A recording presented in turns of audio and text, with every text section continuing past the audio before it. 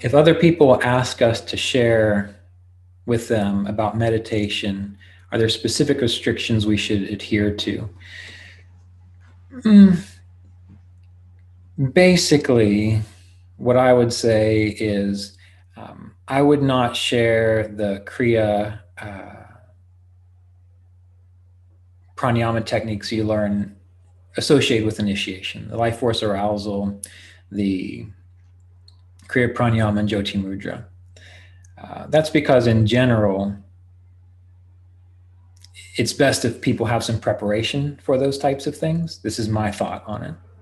And it's best also if people generally have a sense of commitment to this path and are willing to recognize that they might need to do some inner work first, such as working with a counselor, getting their life in order and straightened out. It will tend to make all that work better. And in the long run, if they do decide to practice these little more enthusiastic techniques,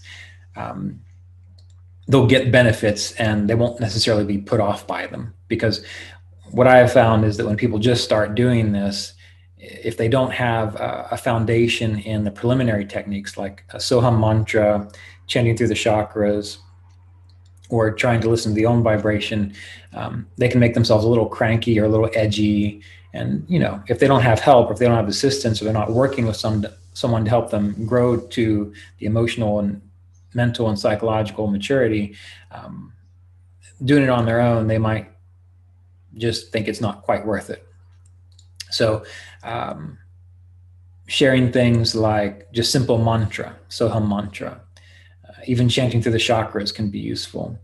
Generally, if it's not your role to be a meditation teacher, I like to refer people to, or Mr. Davis would recommend, refer people to books or videos or recordings where they can learn it.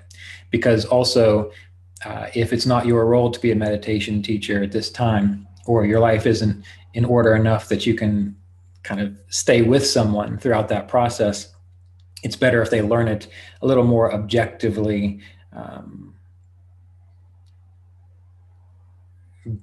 because it gets really weird about how relationships develop between people when it comes to learning spiritual things.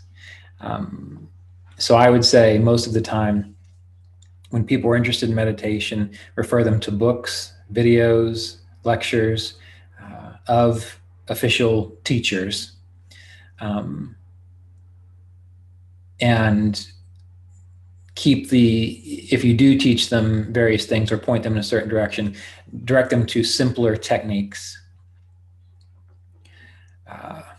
Of course, you know, everyone's free to do what they like. And believe me, there are plenty of people in the world that are extremely loose and lackadaisical about how they approach these things.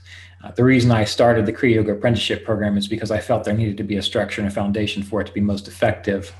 And in my experience, it has been a wonderful experience, meaning I've seen people get more out of it when they were able to approach it and commit to it in this way, rather than previously when I would just wander around and go to this yoga studio or go to that yoga studio, show up for a day and teach things and then go away. So my life experience so far is just kind of confirming the things that we described.